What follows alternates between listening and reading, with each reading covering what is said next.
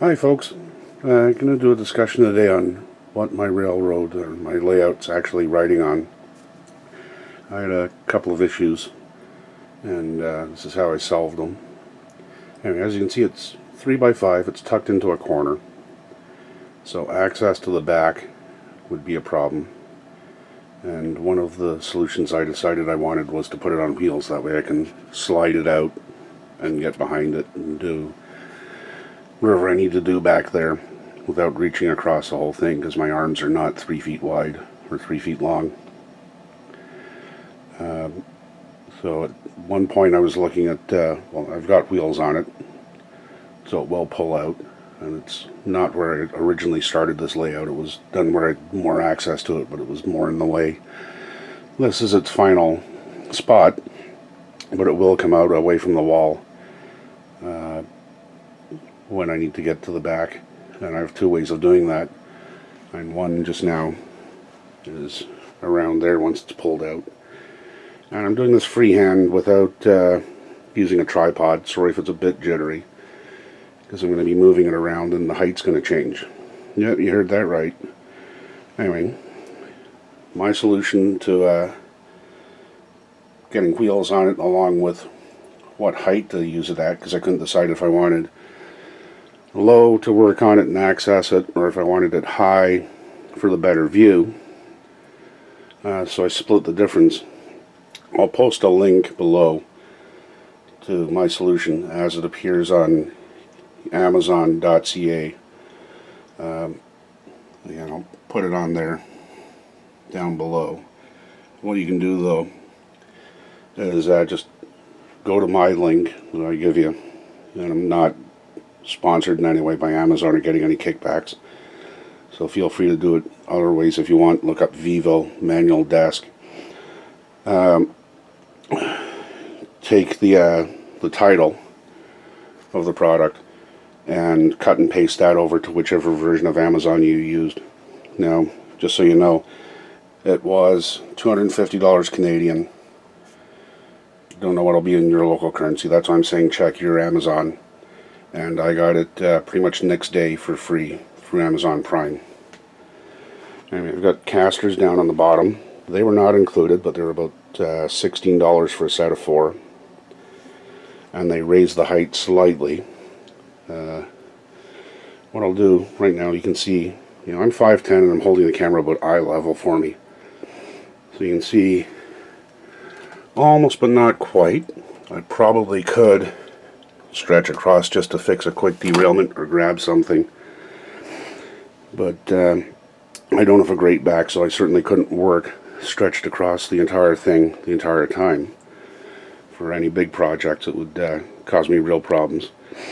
But right here is the solution. I'm going to get down. There we are. This thing actually will fold out of the way. It snaps closed and then retracts. There we go, the lighting's a little bit better now. So it's out of the way when it's not needed. But we're going to use it, because this thing adjusts in height. And we'll discuss this again. This is obviously the manual version. Make sure it's all the way out. There we go. And you can see I got a little tight. There we go. No, didn't need that anyway. There's not much pressure here, or resistance. And if you ever lifted the back tire of a bike up to rechain it, that's about how much resistance I've got. It does take a fair bit of cranking to get it all the way up. But here it comes. And I like to slow down when I think I'm getting near the top. I just don't want to over torque the system. I'll show you underneath what you actually get. That's close to it. So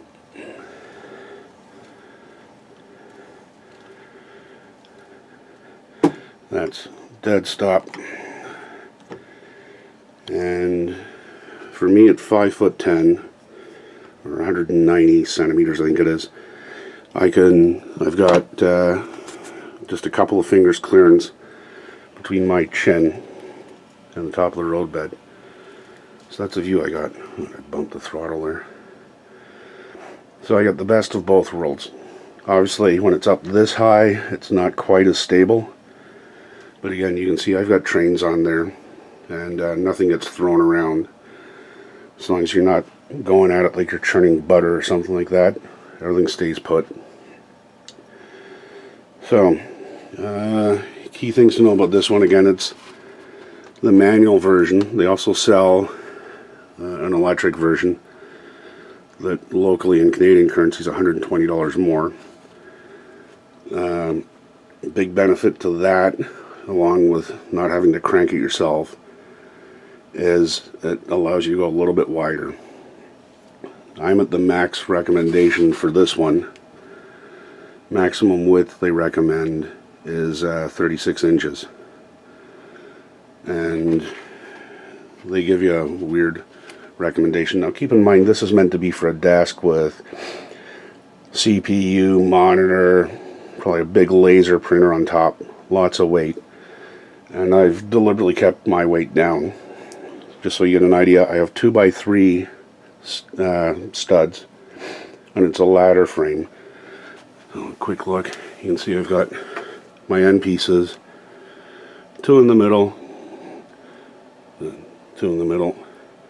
then a keyboard tray just for holding junk. And then 4 layers of 1-inch styrofoam on top of that. So there's an extra bit of thickness here. I'll go around the side a bit. This is what you actually have in the way of top frame, is this piece. You get your choice of black or white, metal, and if you know, this ratchet system is fully extended, and that's what limits you to 36 inches width with this one. Apparently, if you go with the electric, they have a maximum width of 42 inches, because of course it's just a cable out to the control panel that you can mount where you want. So the feet, as opposed to the legs, are not 36 inches wide. So you lose a little bit of stability, but it's pretty good. I know it'll shake back and forth. But if it's you have small kids that visit or want to see it from time to time, you can crank it right down to sort of desk height for them to look at, and then put it all the way back up to wherever is comfortable for you to enjoy once you're gone.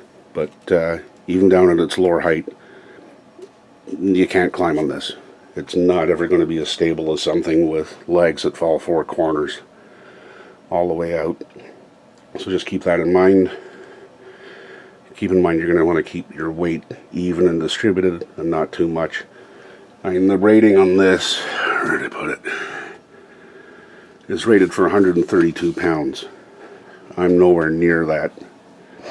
And of course, the more weight you put up, the riskier it becomes, or the more top heavy it'll be and more unstable when it's fully extended.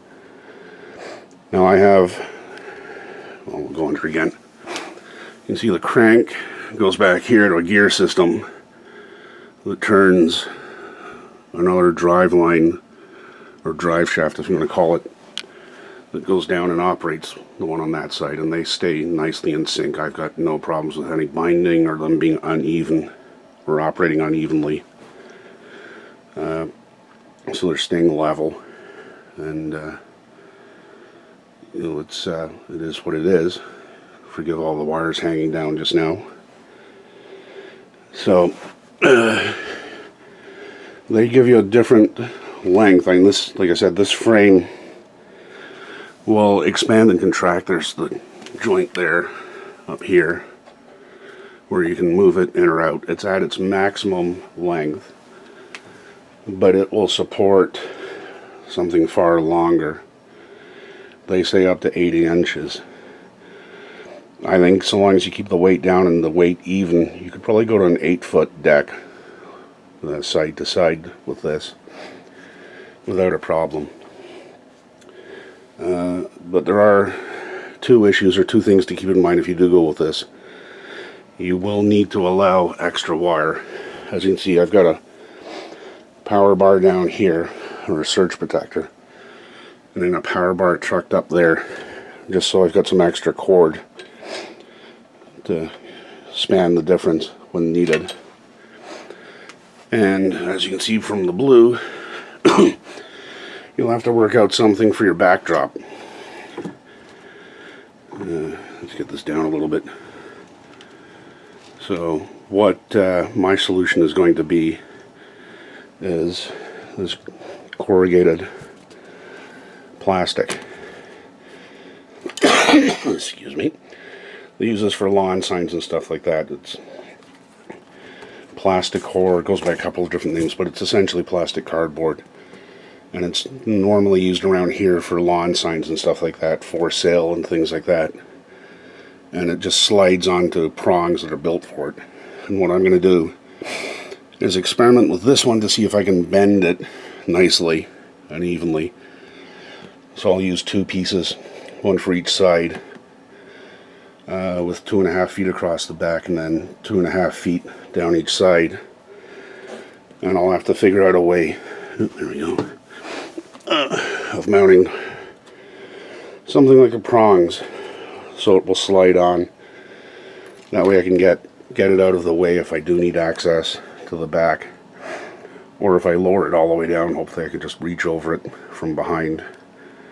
But this gives me 2 means of access. I can pull this right out and go behind, or I can crank it up to where it is just now and go underneath to the back. And at that height, it's not bad to get underneath and do the wiring.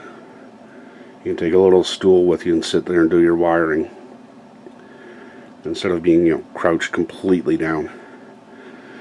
So anyway, it's not going to be a solution for everybody, but if you face the same sort of quandaries I did, it's an idea for a smaller layout. Do some research and consider it if you think it's going to be of any value to you. Anyway, take care.